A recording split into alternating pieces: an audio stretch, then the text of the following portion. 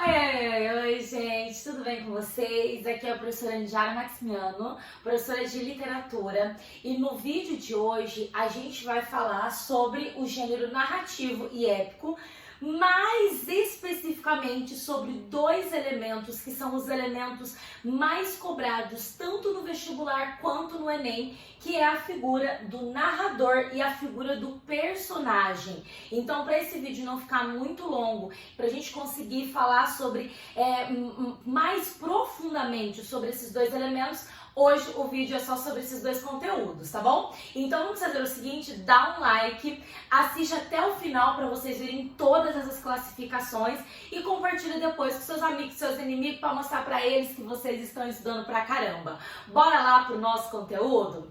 Olha só, quando a gente fala em gênero narrativo e gênero épico, isso daí já é uma outra história para contar para vocês como tudo isso surgiu, né? Na verdade, o gênero épico começou primeiro e depois o gênero narrativo ele se desdobra desse do gênero épico, e nós estamos falando em contar histórias, em narrar histórias, tá bom?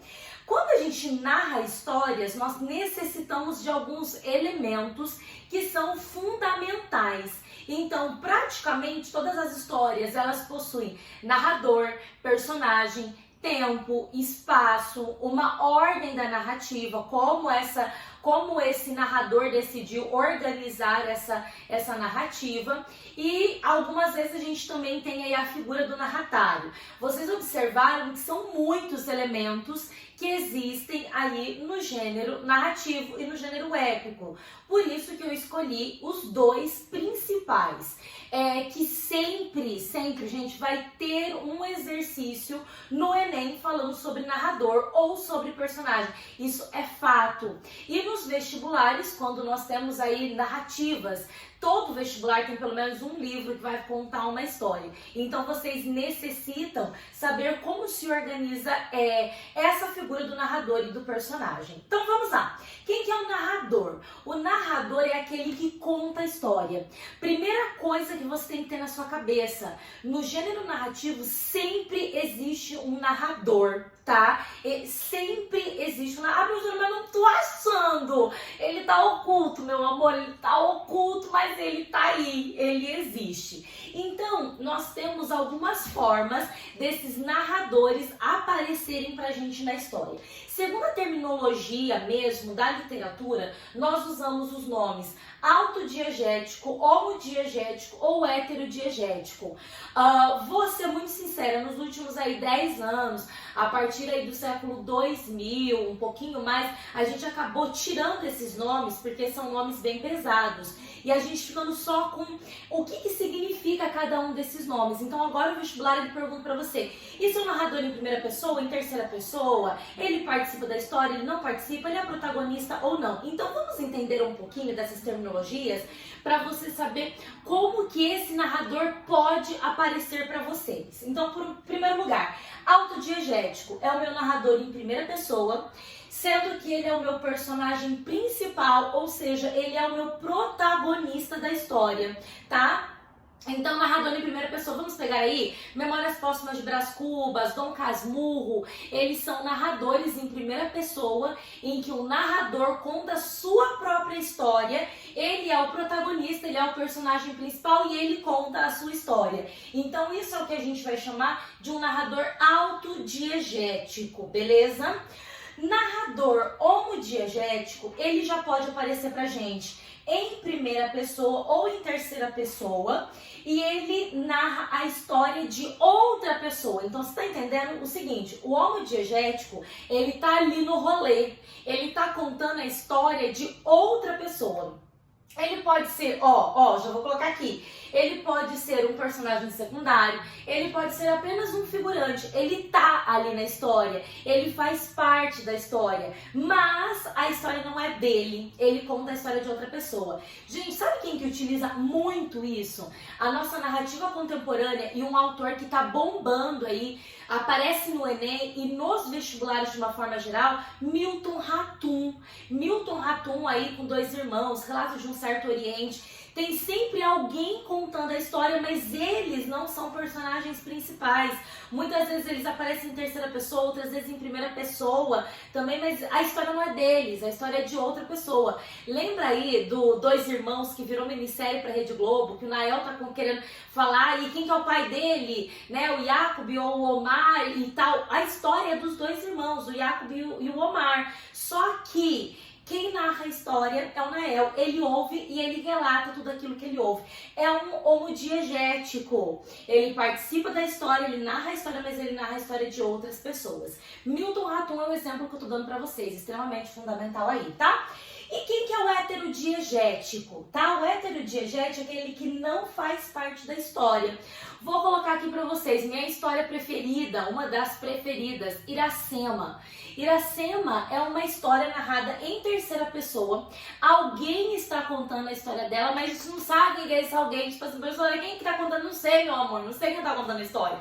Alguém tá contando a história, mas não é Iracema, não é o Martim, não é Moacir, o filho deles. E aí o vestibular, ele brinca com a gente, querendo tentar, pra ver se você leu a história, pra ver se você sabe quem que narra essa história. Então, é o que a gente chama de heterodiegético. Alguém narra a história, mas eu não sei quem narra essa história. Beleza? Olha só. Focalização. Normalmente, esses narradores, eles narram a história, eles têm o direito de focar, de mostrar em que parte da história você precisa olhar ou como você precisa olhar essa história. A gente pode focalizar num quanto personagem. Normalmente isso é muito utilizado nas narrativas em primeira pessoa, o protagonista, o autodiegético, né? Qual que é a visão dele? Qual que é a focalização dele de personagem? Ele é o personagem principal e ele se coloca como personagem e ele conta essa história enquanto personagem. Tranquilo? Pode ser observador. O que seria o observador? Eu conto a história, mas eu conto só aquilo que eu estou vendo, só aquilo que eu sei. Isso é utilizado tanto em primeira pessoa, ou observador, ou em terceira pessoa. É aquele que recebe as informações e passa pra gente as informações que ele recebeu, que ele viu e fim, pronto, acabou. Ou a gente tem a focalização do narrador de onisciente. É aquele que conta o que ele vê, mas ele consegue entrar na mente do personagem e também contar o que o personagem está pensando. Gente, eu gosto muito de falar sobre, aqui do onisciente, sobre Crepúsculo. Gente, Crepúsculo. O Edward não se apaixona pela Bella, por quê? Porque ele tem o dom de ler a mente das pessoas e ele, então, seria, a narrativa não é contada pela perspectiva dele, é da Bella, mas se fosse contada pela perspectiva dele, ele seria um narrador onisciente, porque ele consegue entrar na mente das personagens, das outras pessoas, e contar o que as outras pessoas estão pensando. Então ele não apenas vê, ele consegue saber o que também o outro pensa. Clarice Lispector faz muito isso. Quando a gente trabalha com narrativas, que falam muito sobre análise psicológica, né? Dependendo do tipo de narrador que a gente tem, ele consegue entrar dentro da mente das pessoas e narrar pra gente, descrever pra gente, né? Tudo aquilo que os personagens estão pensando. Fechou? De boa, tranquilo? Isso é narrador, tá? Não esqueça que o narrador pode ser em primeira ou em terceira pessoa, ele pode ser protagonista ou ele pode ser secundário, que conta, que participa da história, ou ele não está dentro da história, mas ele conta a história de outras pessoas. Nós temos então a focalização personagem, observador e onisciente. Tranquilo? Na ponta da língua, personagem. Já vamos lá, personagem. Personagem pode ser dividido em 3 bloquinhos, em 3 categorias. Primeiro, funções. Quais são as funções dos personagens? Os personagens, eles podem ser protagonistas, aqueles que o protagonista normalmente é o muito voltado, até no gênero épico, para aquela coisa do herói, né, um personagem que tem caráter e etc e tal. Isso é que a gente chama de protagonista. Ele pode ser herói, aquele cara todo envolto de caráter, tá? E o antagonista, o anti-herói é aquele que não tem caráter. Gaguejadinho, mas você entendeu, né? Entendeu? Aquele que tem todo um caráter perfeito e aquele que tem um caráter ser imperfeito. Mesmo assim, ele é protagonista da minha história, tá? Mais uma coisa protagonista. A história gira em torno do protagonista. Então, todos os conflitos, eles giram em torno do protagonista. Quem que é o antagonista? Aquele que atrapalha o rolê, tipo. E aí, a figura do antagonista, ela é fundamental na minha história, porque para a história ela ter esse desenvolvimento, é necessário um antagonista para atrapalhar, porque, gente, imagina uma história perfeita, tipo, uma história perfeita, tem que ter um defeito, então, tipo assim, tá tudo indo bem, até que é a nossa ordem, né, uma ordem ou uma sequência, né, eu parto de um sistema, de uma situação de equilíbrio, eu vou para uma situação de desequilíbrio. Normalmente o desequilíbrio ele é causado pelo antagonista. É o antagonista, às vezes sim, às vezes não, que chega lá e dá uma atrapalhada no rolê. Ou às vezes surge um desequilíbrio e daí vem o antagonista para piorar a situação. Então eu preciso do antagonista na minha história. Ele é fundamental tal qual o meu protagonista, tá bom? Os personagens secundários, eles são aqueles que fazem parte da história, mas eles não estão diretamente ligados na trama central. Então talvez seja a amiga que vai dar uma carona pra menina, seja aquele que vai pagar o sorvete, mas isso não influencia na trama central da minha história. Então eles são personagens secundários. E os figurantes é aquele que só tá ali pra encher o rolê, tipo, é aquele que passa na frente de você. Tipo, tem um monte de gente, precisa de gente, então coloca um monte de figurante ali pra mostrar que o cenário é cheio. Então, na verdade, ele só tá ali pra encher linguiça. Caracterização dos meus personagens. Os meus personagens, eles podem ser indivíduos. O que são personagens indivíduos? Aqueles que têm características extremamente acentuadas dentro da literatura. Capitu tem os olhos de cigana, oblíqua e dissimulada. São características individuais desse meu personagem. Por isso que a gente chama ele de personagens indivíduos.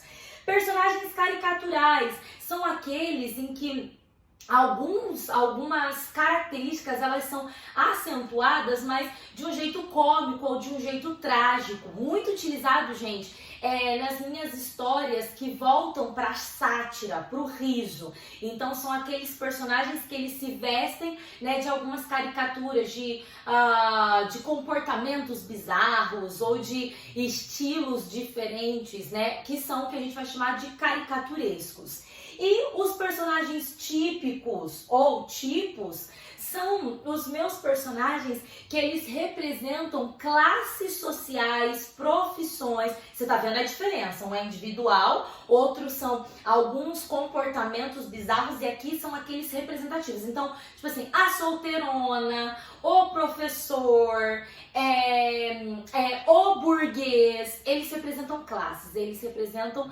estilos, eles representam profissões, tudo bem? Eles representam um grupo de pessoas, tá?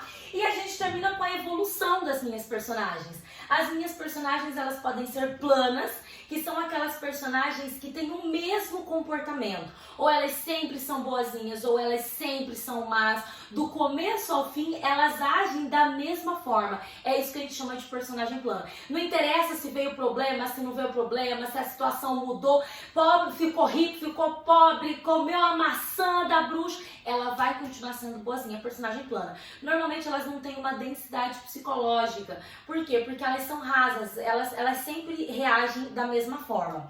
E aí os meus personagens redondos e esféricos, eles são aqueles personagens que eles mudam conforme a história vai acontecendo. Então surgem problemas, surgem dificuldades, eles vão mudando de personalidade. Gente, mas toma cuidado, eu mudo de personalidade, não é porque eu ganhei dinheiro que eu vou me tornar alguém ruim, tá? É aquele que era bom e fica ruim, era aquele que era ruim e fica bom. São coisas nesse sentido. E aí, curtiram? Curtiram esse vídeo? Então dá um like, salva, comenta, compartilha e não esqueça, essas são as informações mais precisas, tanto do vestibular quanto do Enem. Beijos e a gente se vê semana que vem em mais um vídeo. Tchau, tchau!